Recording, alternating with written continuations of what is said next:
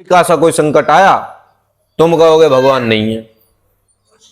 ये तुम्हारी मनोवृत्ति है, जबकि ऐसा नहीं है। भगवान के मार्ग पे तो पहले दुखों से मिलना पड़ता है। पहले दुख आएंगे, गले मिलेंगे, फिर आगे बढ़ोगे तो फिर कष्ट आएंगे, उससे आगे बढ़ोगे तो फिर चिंता आएगी, उससे आगे बढ़ोगे तो विश्वास डगमगाएगा, उससे आगे बढ़ो। अच्छा, परमात्मा प्रभु हर जगह तुम्हारे साथ होंगे। वो ये भी बताते रहेंगे मैं तेरे साथ हूं, पर ये भी बता रहेंगे बेटा अभी तेरे को और घिसना है। क्यों? नरसिंह जी, आज जब उदाहरण आ गया तो एक नरसिंह जी की छोटी सी वार्ता करते हैं। दरबार में हम हर बार लगाते हैं, कभी कभी ये चीजें जाननी जरूरी होती है। भभूति उठा करके 4 उपाय कर लेने से किसी का नसीब या किसी की किस्मत या भाग्य नहीं निवारण होता। भाग्य निवारण करने के लिए सही मार्ग का होना जरूरी है। हमने हर बार कही है, समुद्र में 2 व्यक्ति, दोनों व्यक्तियों को एक एक नाव दी गई, चापू दिया गया। एक व्यक्ति ने 50 चापू चलाए, वो किनारे पहुंच गया, और एक आदमी ने 500 चापू चला लिए, वो अभी समुद्र में घूम रहा। क्यों चाचा? क्यों? कारण, जबकि मेहनत तो उसने ज्यादा करी है, लेकिन उसको किनारा नहीं मिल पाया, और उस 50 चापू में किनारे पहुंच गए। अब तुम कहोगे भगवान की ऐसी मर्जी थी, उसकी किस्मत खराब थी, इसकी किस्मत अच्छी थी ना। दिशा, इसने सही दिशा का नेतृत्व किया तो 50 चापू में किनारा मिल गया। उसने सही दिशा का नेतृत्व नहीं किया, सही दिशा का चयन नहीं किया, इस वजह से वो अभी भी भटक रहा है। अध्यात्म में आने का अर्थ भी ये नहीं है कि अध्यात्म में आते ही आपका भाग्योदय हो जाए ना। अध्यात्म में आने के बाद भी आपको दिशा चयनित करनी पड़ेगी। आपकी दिशा निर्धारित करेगी आपको कितनी शीघ्र लक्ष्य प्राप्त होगा या नहीं होगा।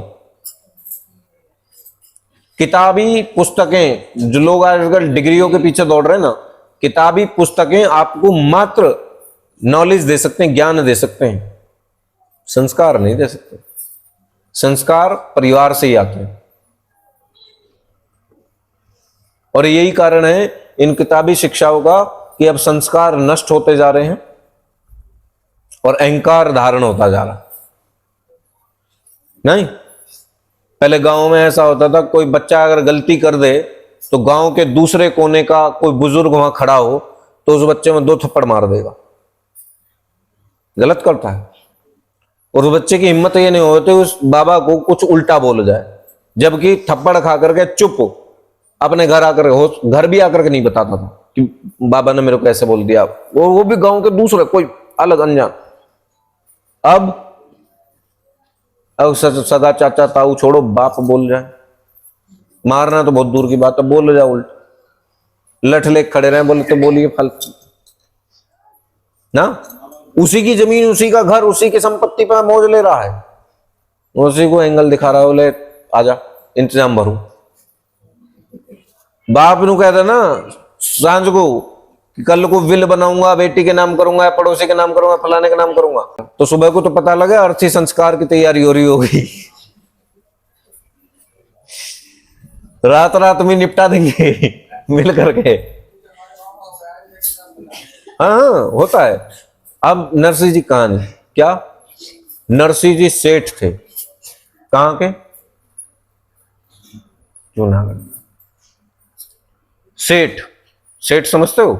यानी कि करोड़पति, लखपति आदमी, लेकिन कंजूस था। एक घरवाली ने कहा कि जी आप इतना धन कमाते हो, भगवान में बिल्कुल नहीं मान। बोले मानता हूं भगवान में, कौन कह रहा नहीं मानता? बोले तो दान पुण्य कर ले कुछ। बोले दान पुण्य ना करूं, तेरे को पता कमाई कैसे आवे? बोले चलो तो एक काम तो कर दो। बोले क्या? बोले जिंदगी ऐसी बीती जा रही है, एक बार गंगा स्नान ही कर आओ। नरसिंह जी ने सोचे यार गंगा स्नान करने जाऊंगा, वहां फिर पंडित पुजारी बैठे मिलेंगे, वे साले संकल्प के मांग लेंगे। जाते ही साथ नरसिंह ने कहा चल गंगा स्नान तो करेंगे, और नरसिंह जी गए गंगा स्नान कर। कब? अर्धरात्रि, क्योंकि अब तो गंगा स्नान तुम कभी भी कर लो, पहले अर्धरात्रि में गंगा स्नान नहीं करते थे। अर्धरात्रि में गया, जो कोई पंडा मिला ही ना, देखा घाट पे कुछ है पंडा बैठे हुए, तो मुर्द घाट की तरफ चले गए जहां मुर्दों को जलाते रहते हैं। वहां भी देखा सुना यहाँ भी कोई ना कोई आ सकता है, तो मूर्त घाट से और आगे जाकर के बिल्कुल सुनसान में गंगा जी के किनारे, बोले देखा दूर दराज तक यहाँ कोई नहीं है। बोले अब गंगा जी ना, अब नरसिंह जी ने अपने कपड़े अपड़े उतारे, बैग वैग धरे और सीधे गंगा जी में आचमन करके अंदर प्रवेश कर गए। और जैसे ही डुबकी लगा करके बाहर आए, तुरंत पंडित जी बैठे हैं वहीं कपड़े इनके पास में, भाई यजमान आ जाओ आ जाओ आ जाओ, अरे सेठ जी आ जाओ। नरसिंह जी कहने लगे इतना सुरक्षित होने के बावजूद भी यहीं आ लिया, बड़ा ढीठ है। आए सेठ जी बैठो। अब सेठ जी बैठे, सेठ जी का संकल्प करवाया, आचमन करवाया, जो भी विधान था वो पूर्ण करवाया। बोले सेठ जी आप तो हमारे पुराने सेठ हो, आप दक्षिणा दे दो। कितनी दक्षिणा? बोले 1 धेला। पहले यही चलते थे, 1 धेला। सेठ जी बोले अभी तो मैं लाया नहीं, रात्रि में ऐसे ही उठ के चलाया, मन हुआ गंगा स्नान कर रहा है, अभी तो लाया नहीं, तो फिर कभी ले लेना, हम तो आते जाते रहते। बोले ठीक है सेठ जी, हम तो बाद में ले लेंगे, उधार ही ले लेंगे, बताओ कब लेना है। बोले एक काम कर, बैसाख में आ जा। हाँ बोलते ना गांवों में बैसाख के उधार, तो बैसाख में आ जा। बोला ठीक है पंडित जी, ओ सेठ जी बस लिखवा जाओ यहां। तो उस पर रजिस्टर पे लिखवा दिया कि नरसिंह सेठ पर 1 धेला उधार दक्षिणा का देने का वादा बैसाख। अब बैसाख में तिथि और बता दो सेठ जी। बोले एकादशी में आ जा। तो एकादशी तिथि लिख गई। फागुन चल रहा था, तो नरसिंह ने सोची सुधा 3 महीना कौन भूल भाल जाएगा अपने आप, चलो। सेठ जी आ गए घर, आकर के अपने लीन हो गए सब में। अब बैसाख का दिन एकादशी, बैसाख का महीना एकादशी का दिन, दरवाजे पर घंटी बजी, मुंशी जी के दरवाजा खोलने, तो 2 ब्राह्मण खड़े। बोले हाँ जी। बोले प्रणाम। बोले प्रणाम। बोले हम गंगा घाट से आए हैं, पंडित जी हैं, वो नरसिंह सेठ जी के ऊपर हमारा उधार बकाया है 1 धेला दक्षिणा का, वो लेना है। बोले भाई पूछूं, रुक जा। मुंशी जी अंदर गए। बोले सेठ जी। बोले हाँ। बोले किसी पर उधारी कर रखी है? बोले किस पे है? बोले पंडित जी आए हैं। बोले हाँ भाई कही तो ही, पर ये इतने ढीठ है, इन्हें याद रहेगा 1 धेला के लिए इतनी दूर चले आए, 1 धेला के लिए 100 किलोमीटर चले आए। 1 धेला बोले तो जैसा आज की डेट में 1 रुपया। बोले 1 धेला के लिए इतनी दूर चले आए।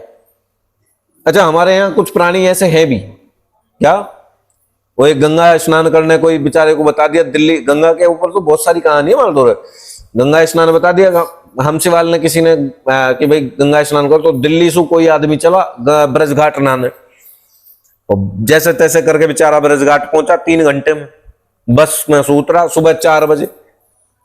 अब दूर दराज तक देखा तो गंगा किनारे से, गंगा घाट से 1 किलोमीटर पहले बस वाले ने उतार दिया, वहां से गंगा जी 1 किलोमीटर बच रही। उतरा तो कोई सुबह लोटा लेकर के जंगल जा रहा, तो उसने पूछ लिया बाबूजी। बोले हाँ गंगा स्नान करने गंगा घाट पे जाना था, ब्रज घाट जाना था। बोले ब्रज घाट जाना था? बोले हाँ। कहां से आए हो? बोले दिल्ली से। बोले कहां जाओगे? बोले ब्रज घाट। बोले या दिल्ली से आए हो? ये दिल्ली? बोले हाँ जी। और वहां ब्रज घाट जाओगे? और ब्रज घाट 1 किलोमीटर दूर। उंगली उठा दी बहुत लंबी। बोले कहां से आए हो? बोले दिल्ली से। बोले ये दिल्ली? हाँ जी ये दिल्ली? बोले हाँ। और वह ब्रज घाट जाओगे? और आदमी ने सोचा 3 घंटा तो यहां पहुंचा हूं और यू अभी हाथ बहुत लंबा उठाने लग रहा है, तो बस वाले ने गलत उतार दिया, कहीं ऐसा ना ब्रज घाट अभी तो बहुत दूर है, बस पकड़ी उल्टा दिल्ली चला गया। तो ऐसे कभी तो नहीं, ऐसे सेठ जी बैठे, सेठ जी ने कहीं कहता जाकर के सेठ जी ना आए, मुंशी जी बाहर आए। बोले जी सेठ जी तो है ना अभी, आप फिर आओ। बोले कोई बात नहीं जी आ जाएंगे, इंतजार कर लेंगे। बोले उन्हें 5, 7, 10 दिन लग सकते हैं। बोले कोई बात नहीं इंतजार कर लेंगे, हम तो रोटी पानी लेकर आए अपनी। मुंशी जी भीतर गए। बोले सेठ जी ना जा रहे हैं, कह रहे रोटी पानी लेकर के आए हम तो। बोले लेकर के आए? बोले हाँ। बोले यार बड़ी टेंशन। बोले यूं कहते सेठ जी आ तो गए पर उनकी तबीयत खराब है। और मुंशी ने फिर जाके दी, बोले आ तो गए पर मिल नहीं पाएंगे, तबीयत ज्यादा खराब है। बोले कोई बात नहीं, हम इंतजार कर लेंगे ठीक होने का। मुंशी फिर गया, बोले मुंशी सेठ जी ना मान रहे। बोले तो अब क्या जाके यूं कहता है कि घनी बीमार है, कोई कोई सांस अटक रही है। मुंशी बाहर आया, मुंशी जी ने कही, बोले महाराज, बोले हाँ दक्षिणा तो भूल जाओ। बोले क्यों? वह ऐसी स्थिति में कौन आदमी दक्षिणा दे? तो कोई कोई सांस चल रही है, पता ना किस समय प्राण छूट जाए। वो अच्छा? बोले हाँ। बोले तो कोई बात नहीं, हम प्रयास करें, प्रार्थना करते हैं यहीं बैठ के ठीक हो जाए। अंदर गए, बोले सेठ जी कह रहे हैं हम तो प्रार्थना करेंगे यहीं बैठ के जब तक ठीक नहीं हो जाता। नु कहता मर गया। अब मुंशी जी बाहर आए, बोले हो महाराज, बोले अब तो दक्षिणा भूलनी पड़ेगी। बोले क्यों? और सेठ जी तो इस दुनिया में ही नहीं रही थी। बोले अरे बड़ा बुरा हुआ। खैर कोई बात नहीं मुंशी जी, ऐसी दुख की घड़ी में कौन दक्षिणा चाहता है? अब जब ऐसी स्थिति हो ही गई है तो अंतिम दर्शन करके ही जाएंगे। अब बड़ी टेंशन, मुंशी जी जाके सेठ जी कह रहे हैं अंतिम दर्शन करेंगे। सेठ जी कह रहा अच्छा हो जा आज, कुछ दक्षिणा नहीं देनी तो क्या करना है? बोले बिछा दे अर्थी। और अर्थी बिछाई गई और सेठ जी लौट गए। उनके घरवाली देख रही थी, घरवाली देखी सेठ जी निपट लिया और रोना पीटना बैठ गई। मोहल्ले पड़ोस के इकट्ठे हो लिए। अब सेठ जी को और दड़ खींचना पड़ गया। अब जब कोई नजदीक आ, सेठ जी सांस रोक ले, दूर जा सांस लेना शुरू कर रहे। पंडित जी भीतर पहुंच लिए, मरुआराट में हाँ भाई बिल्कुल मान लिए। बोले महाराज अब तो आप चले जाओ, अब तो क्या कह सकते हैं। बोले देखो ऐसी घड़ी में थोड़ी जाया जाता है, अब तो अंतिम विदाई करवा के ही जाएंगे। और सेठ जी ने आराम से पूछा, मुंशी बोले गए का? बोले छाती पे खड़े हैं बराबर में भटके ना। बोले करना क्या है? बोले उठाओ अर्थी। और अर्थी उठा ली, चल दिया पूरा नगर पीछे। सेठ जी ने रास्ता में से पूछी मुंशी जी, बोले अब तो चले गए होंगे। बोले पीछे पीछे ही चल रहे हैं, एक के तो कंधा भी धर रखा। बोले भाई बड़े ढीठ है। चले गए, लेटा दिए। महाराज अब तो आप लोग चलो, अब तो क्या ही बच रहा है। बोले नहीं, मुखाग्नि तो देनी पड़ती है ना, अब तो अंतिम संस्कार करके अग्नि दे करके ही जाएंगे।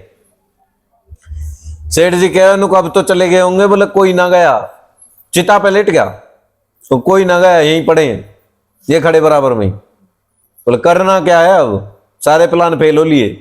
बोले करना कुछ नहीं, दक्षिणा नहीं देनी, आग लगा दे। अब मुंशी जी कह रहे महाराज आप जब जल पे सक जाऊं, लगा दे आग, दक्षिणा नहीं दूं। सोचो कितना कंजूस होगा। आग लगा दी, आग लग गई। और जैसे ही आग लगी भगवान अपने पूरे रूप में प्रकट हो गए और पंडित बाना छोड़ और महाराज नारायण साक्षात रूप में खड़े हो गए।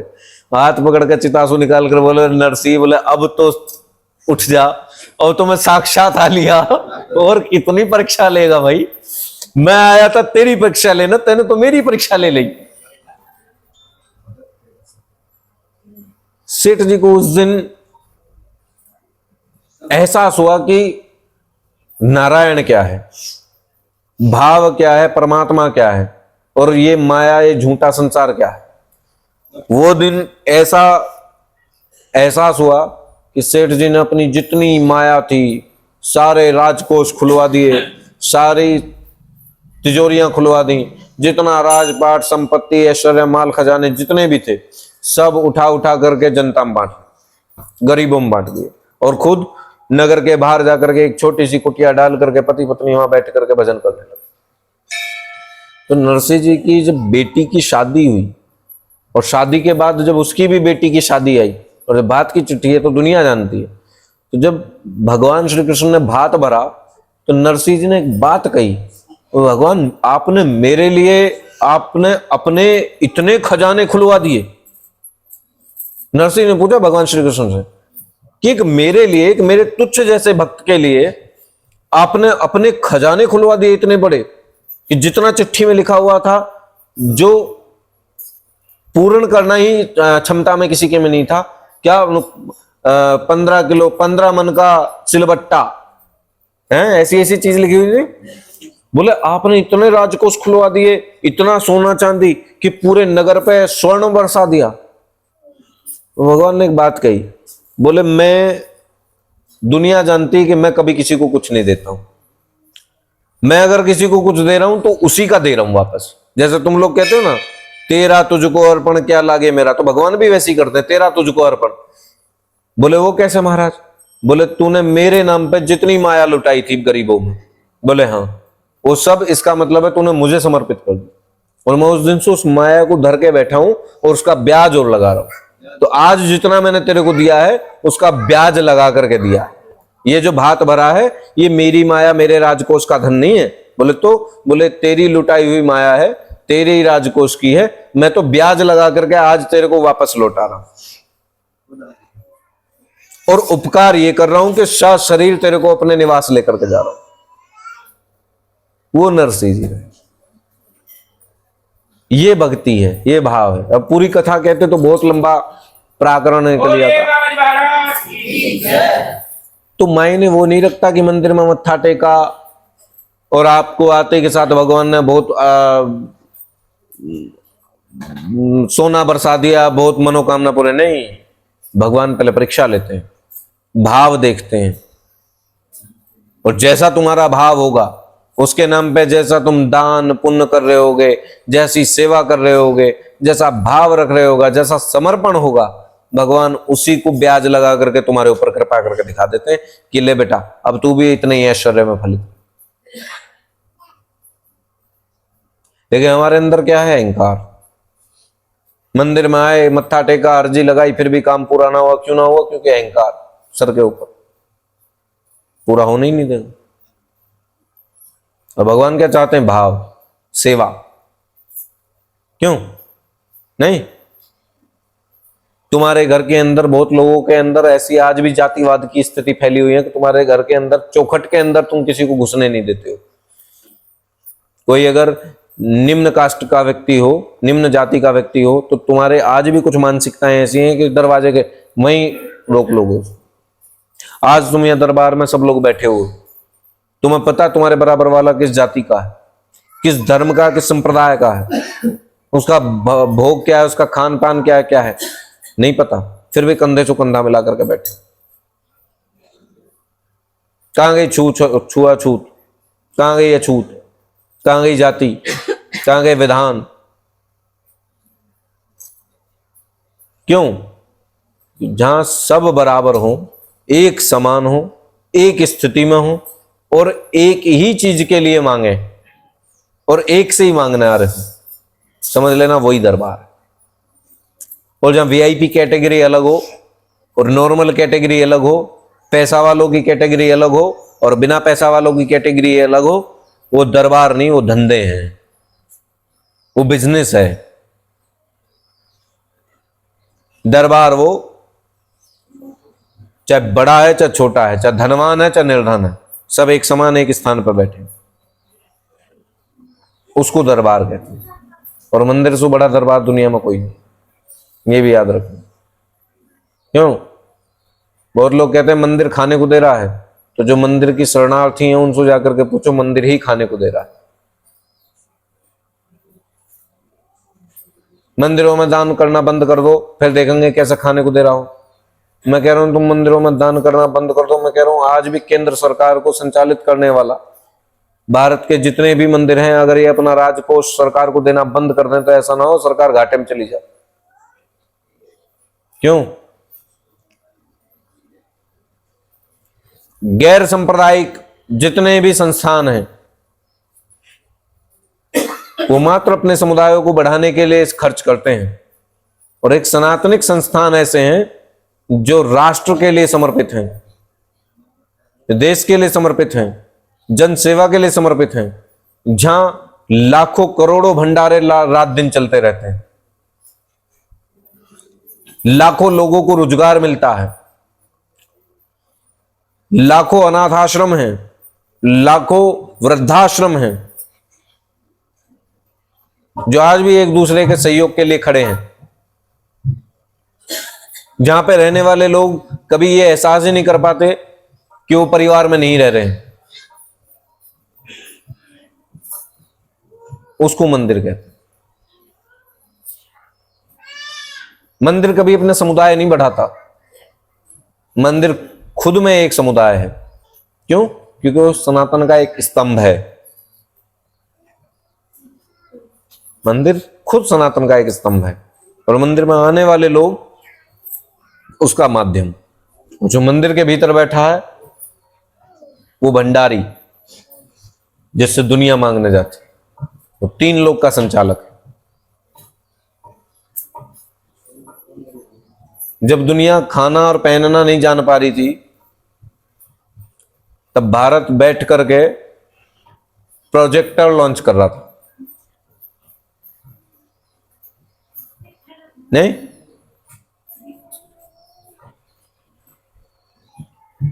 जब भारत बैठ करके आर्टिकल्स लिख रहा था,